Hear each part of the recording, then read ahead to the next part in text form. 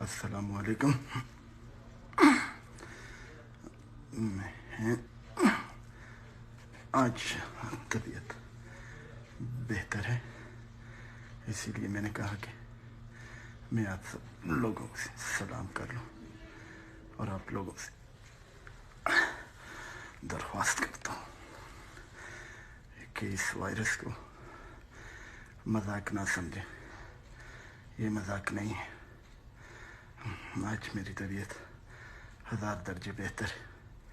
بہت اذیت والا وائرس ہے. کھانے پینے کے پیچھے نہ بھاگیں، نہ مذاق بنائیں، اس کو سیریس لیں. اپنے گھر والوں کے لیے، اپنی فیملی کے لیے،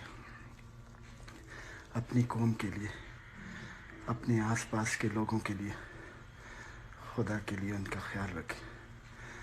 اگر آپ میں سمٹم ہیں، اپنے آپ کو گھر تک محدود کر دیں. اگر نہیں تو پھر قریبی کوئی ڈاکٹر سے رجوع کریں، یا جیسے کوئی کرونا وائرس والے آپ کو ہدایت دیتے ہیں اس پر عمل کریں.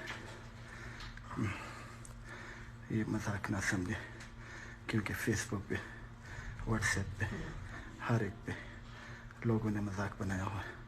لوگ سمجھتے شاید یہ مذاق ہے. یہ مذاق نہیں ہے. یہ مذاق نہیں ہے.